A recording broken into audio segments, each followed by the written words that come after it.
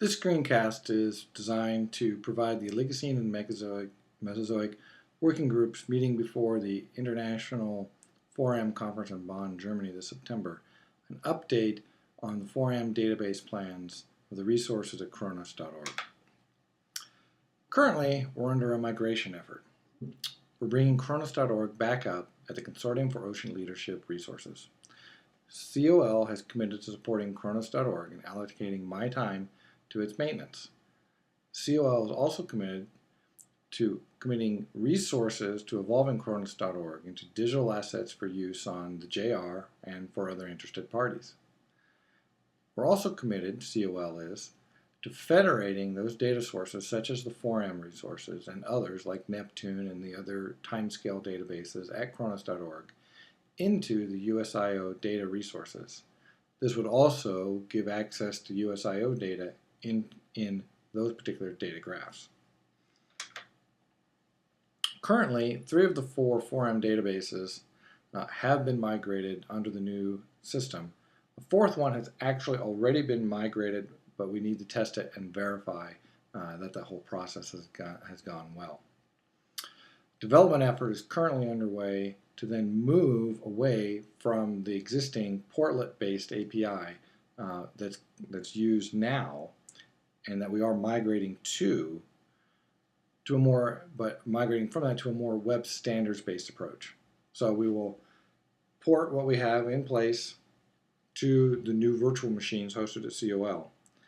Then we will move forward at that point and move to a more standards-based framework, one that isn't attached directly to a portlet API like JSR 168 or JSR 268. But essentially what this means is that we can make these resources more portable. It also means that we can make them more standalone. So we could carve out the database and the interface of that database and make it portable. And one of the goals for that is to actually make this resource something that we can deploy on the ship into an environment that's essentially decoupled from the internet for all intents and purposes, because the bandwidth on the ship is so restricted. Creating this kind of digital asset is something that we are interested in completing, and the Foram database is the first one really that we are focusing on to provide that capacity for. I'm working then with the resources at TAMU to then see what the environment is that we need to deploy that to. Also, I'm working with both the USIOs, TAMU and Lamont, on an approach to federation of data, primarily focused on USIO data. This is using the linked data pattern, which provides an open query structure for accessing this data. And I've already taken an initial stab test converting the Foram data into this kind of linked data pattern. The linked data pattern also uses standard web architecture, which means that it's easier to achieve that goal of portability because we're not tied to a specific API. And we can also rework the web architecture in underlying frameworks. So it makes it much easier both from a development standpoint and also from a deployment standpoint. There's 2 links on this page, both to YouTube videos, one that I created showing you some material that I'm going to give you some slides of here in just a little bit. The other one is a video I recommend by Tim Berners-Lee, who we know as one of the architects, or the architect of the internet, or of the HTTP protocol, I should say. And Tim Berners-Lee is really the foremost advocate for the linked data approach, the linked data pattern. And so we're really kind of adopting this. And this is something that has been in development for several years. Now, it's not something brand new. It's an evolution of approaches that have already proven themselves stable and scalable on the web architecture that we have now. This is, in fact, an example of a faceted interface into the existing Foram data. I took a small subset of the data when I did this, but it would easily scale to accomplish all the data. And what it allows me to do is take any of the parameters that exist within the Foram data set and allow a person to facet on them, essentially adding different features that an individual would like to see in a particular Foram, particular taxa that they're looking at and filter down on these. The video for this is available online. As I mentioned, it's in fact the one that I linked to previously. What's interesting about this is that this interface, this particular faceted interface that you're looking at, was actually created by a third party. It's actually from the Simile effort at MIT. And the amount of code that went into changing this was incredibly minimal to access the linked data environment. In fact, only really about 2 or 3 lines of the client code had to be changed in order to allow it to interface into this data set. Additionally, a mapping interface was able to be created using, again, the Simile system, with only a few lines of code needing to be changed. And essentially, those lines of code point to the data set, the Foram data set, and the query that represents that data back into this environment.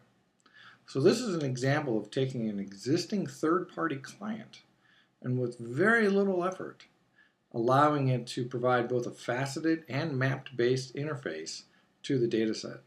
This is one of the benefits of this approach, and one of the main reasons that the USIOs are looking at this approach for their data, and that I'm using the Foram data as an example set for that. The federation of this data is essentially built into the pattern.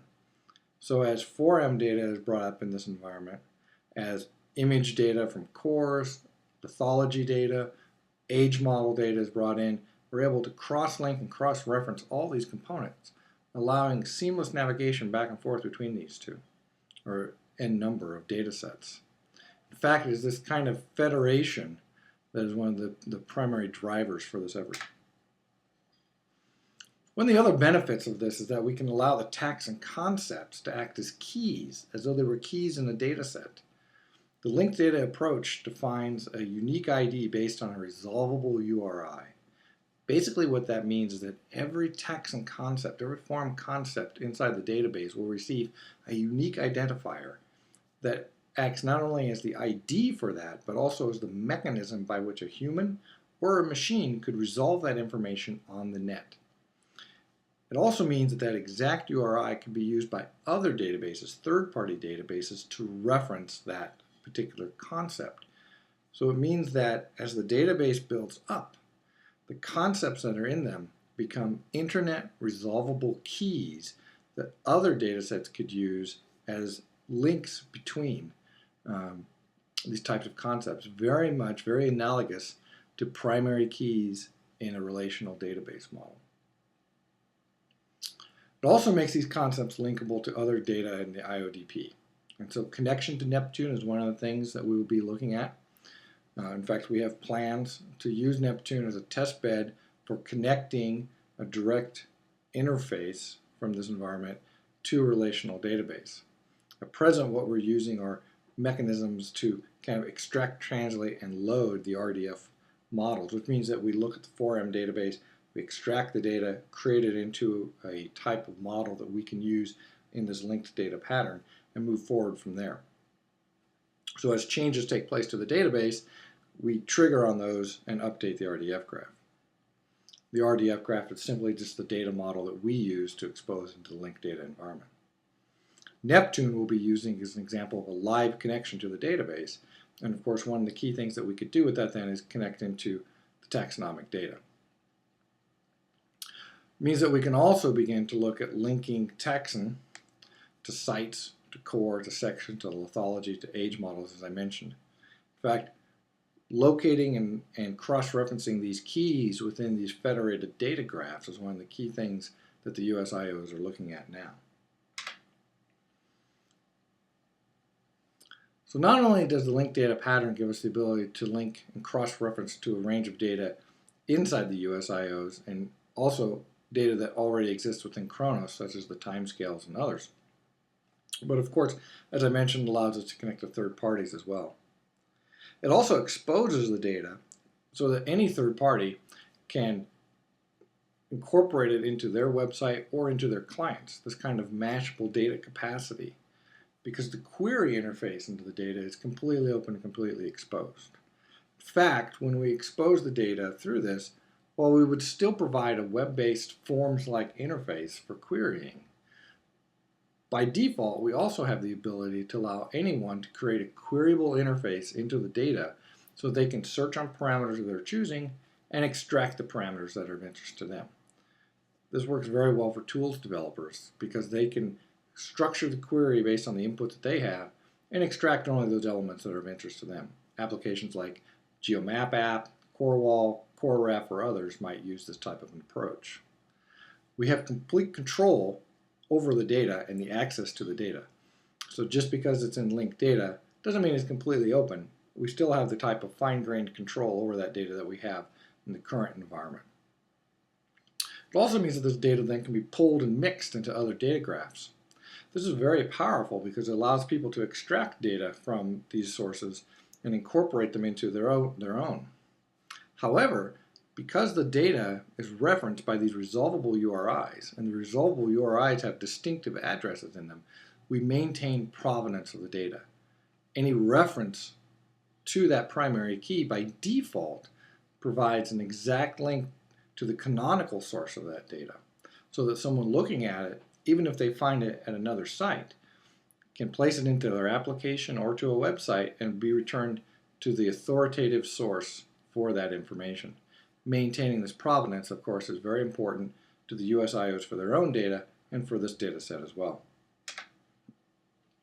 For a timeline on this, many of these efforts will be taking place through the winter 2010 and then on into the beginnings of 2011.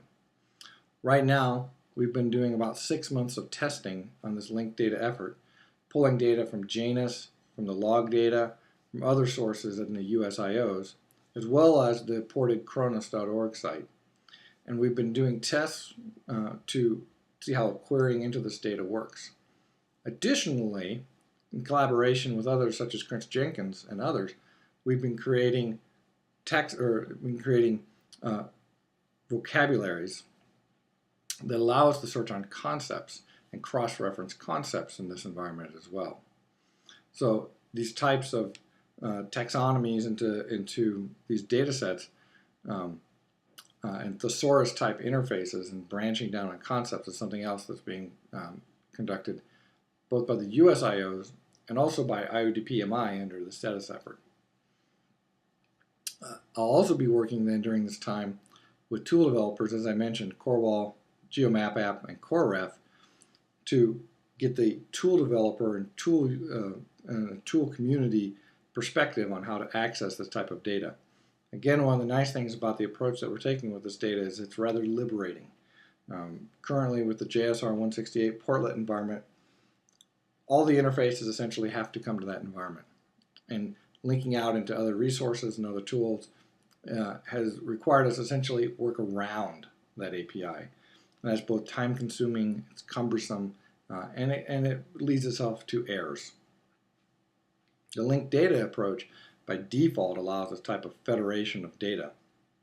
And so interaction with third parties or in creation of our own interfaces into the information is far easier. In conclusion, we're committed to porting the Kronos.org resources into a stable environment hosted by Ocean Leadership. We'll be continuing the development and evolution of those resources, both the foraminiferous databases, the timescale databases, and others. We'll be linking those into USIO resources in a federated approach based on the linked data pattern. And we'll also be looking at making those as standalone digital assets that can run on the ship or in other isolated environments. And this will also facilitate making the interfaces into the environment far more customizable, allowing us to update and insert data into the environment far easier than we've been able to do through the JSR 168 environment. I hope this gave you an idea of where we're going, of the support that Ocean Leadership has behind Kronos.org and these resources, and a brief look at the exciting future that we have in terms of federating information into that environment. If you're interested, you can look for Douglas Fills on youtube.com. I have several screencasts there talking about some of the efforts that we're doing with the USIOs in this regard. I hope you have a great time in Germany. Take care.